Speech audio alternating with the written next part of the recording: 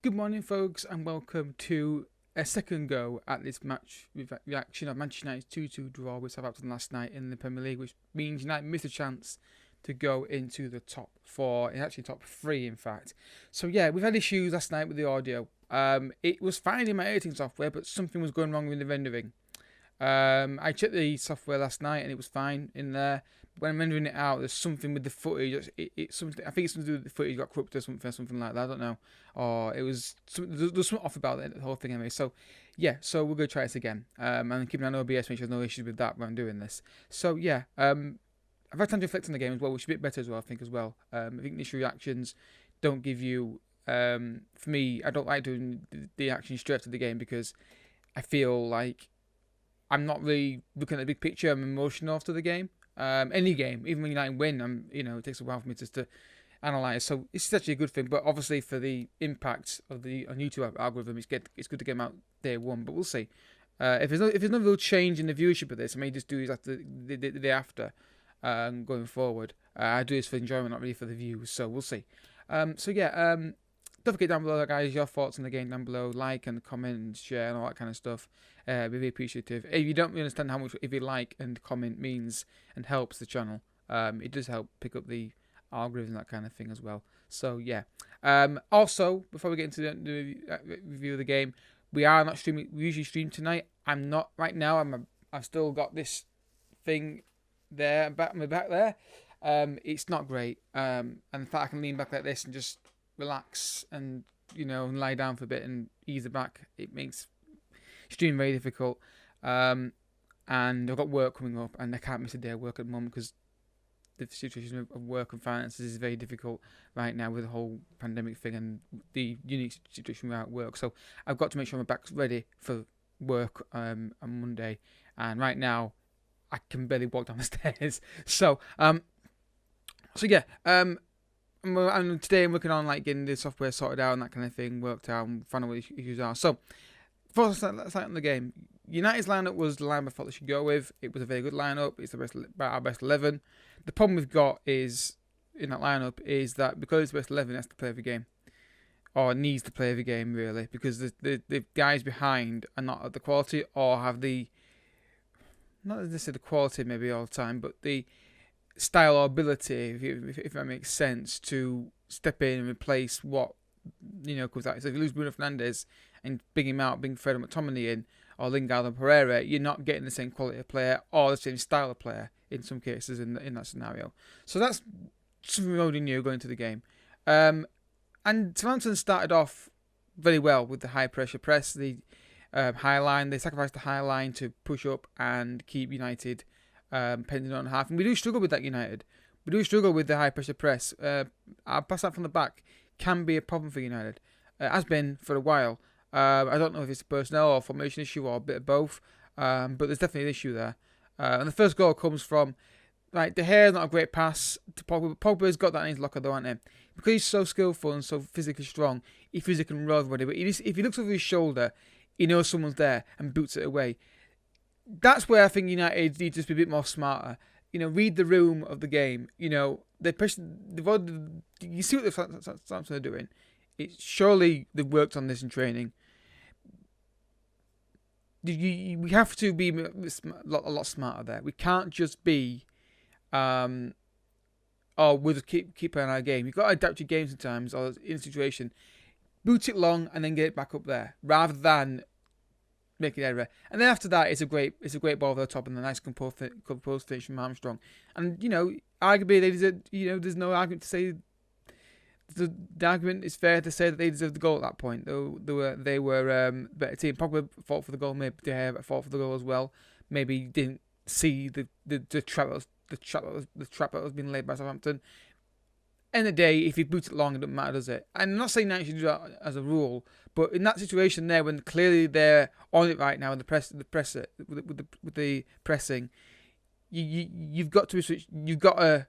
Sometimes you've got to sacrifice your style for the moment. And yes, you've got to maybe they're pushing high at the moment to make sure we don't give anything silly away, and then work your way into the game and sort out the press and work. Anyway, but then as much as Paul was at fault for the first goal, he helped create the first one for the equaliser. A good ball into Martial, again a good hold up play for Martial. Something I've noticed a lot more recently, that his hold up play is getting a lot better. So against Aston Villa when he held the ball up for the Greenwood second, and last night he held the ball up and played Rashford on the left foot, and finally Rashford got a goal from open play, good finish into the corner, and then straight away, United go ahead with a great cut inside from Martial, nice flowing football with Bruno and Pogba, hits it near post, great hit 2-1, thinking, and there we go. Then after that it was kind of even first half. After that I think Southampton looked dangerous. They kind of recovered a little bit. Then the big talking point in the first half, and probably the game really, was the Romero challenge on Greenwood. It's a red card. Now that may have changed the game. You don't know if it would help United or not. You'd probably think it would do, down to 10 men. It's a red card. I don't know why it wasn't given. I really don't. Letitia at half time was a joke. Sorry, mate, but that's a red card. If that was a way around, you'd be screaming red card. It was red card. It was. Now people will maybe go back to the Fernandes penalty that was given when he turned and put his ankle on the Villa player. The difference between that one and the one last night was Bruno's got the ball doing a turn, so there's not, it's not unforeseeable that could happen. Romero, the ball's nowhere near him, and he's gone for the standing leg, and it's a red card. I don't understand why it's not. I'd love to know why the VAR didn't deem it a red card. I really would. But then again, this is what I've said before about VAR. I've said before when United got calls in their favour. I've said when United got calls against them. The referees need to use the video screen. It should be the referee make the decision. It should not be, I'll let VAR decide for me. I don't want to take responsibility. The screen is there. They've got to look at it.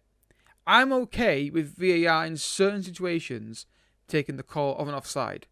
That's fine. Referee, it's offside. The rule's there. It's pretty obvious, right? But something like a handball, like the Bailly handball, the Kane penalty, that wasn't given, the red card last night, the penalty that Fernandes got, which shouldn't have got against Villa. The referee's got to look at the videotape. He has to look at the video.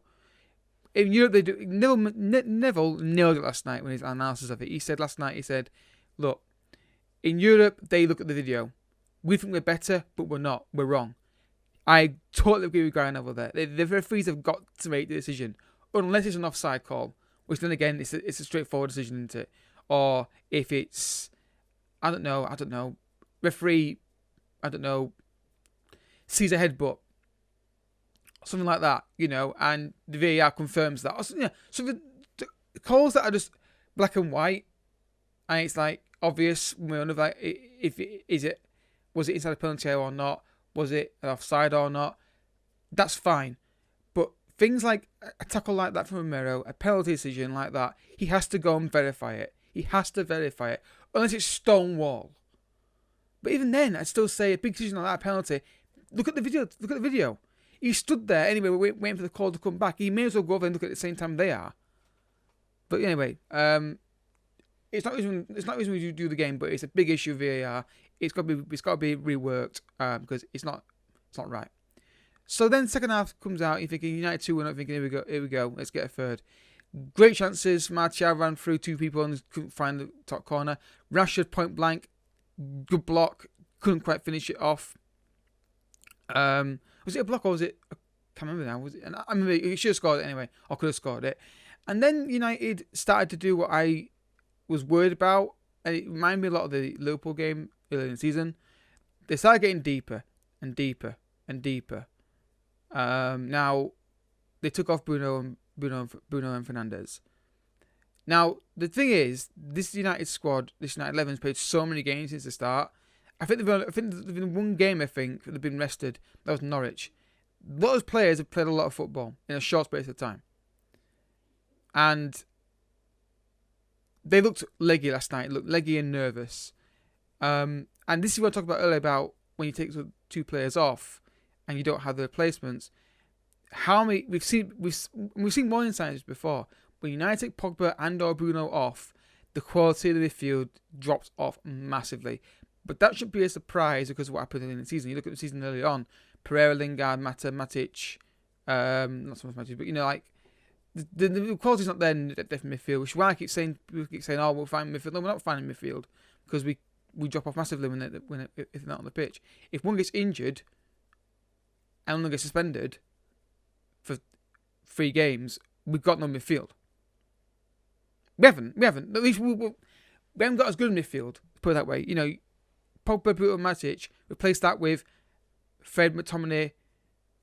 I don't know. Look at the best midfielders you got at start are Matic, Pogba, and Bruno. After that, the attacking creative midfielders you have are Mata, Pereira, and Lingard. And then the 3 CMs you've got are 2 CMs after that are Fred and McTominay. They're good players, but they're not the same. And the midfield is massively different and drops off in quality, in my opinion. So, and then obviously we were very unlucky with the fact that we got the injury to Brandon Williams, the gash to his head. I'm assuming it was some kind of concussion issue or worry that they took him off for. Fair enough. And then obviously you can't stop the game more than 3 times, so we couldn't make the fifth sub. And then the goal right at the end. People blame Maguire for it. To be honest with you, if Victor does his job at the far post, not a problem. Also, I think if Brandon Williams is on the pitch, I think we have an extra man in there. It's not a problem. Matic doesn't quite win the ball first. It comes over, it gets flicked on by the Southampton player.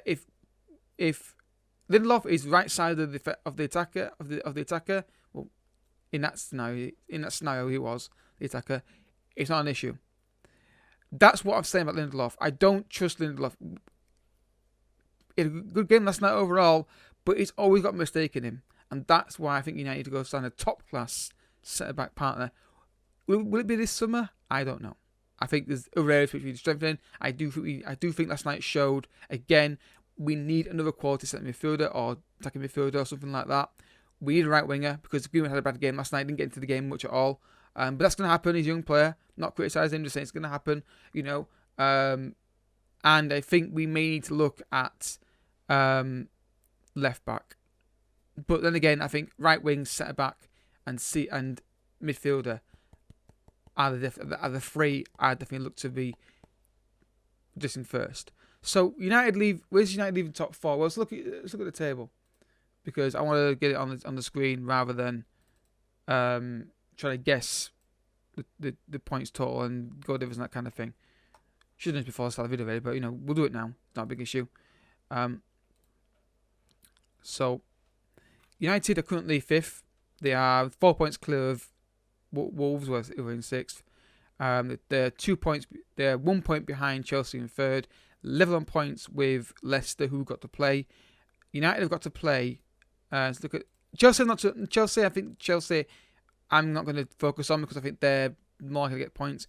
Palace on Thursday night. Then we've got West Ham at home and Leicester away. You look at Leicester City's fixtures. Sheffield United Thursday night at 6 o'clock. Then Tottenham away. Then us. They're the ones I'm after. They're the ones I thought if we're going to get top 4, they're the ones who will replace Chelsea's fixtures. I look at Chelsea's fixtures. Let's have a look. So they've got Norwich tonight, which I think they'll win. Then they've got Liverpool away. Again, Liverpool, which one turns up? It depends which Liverpool turns up.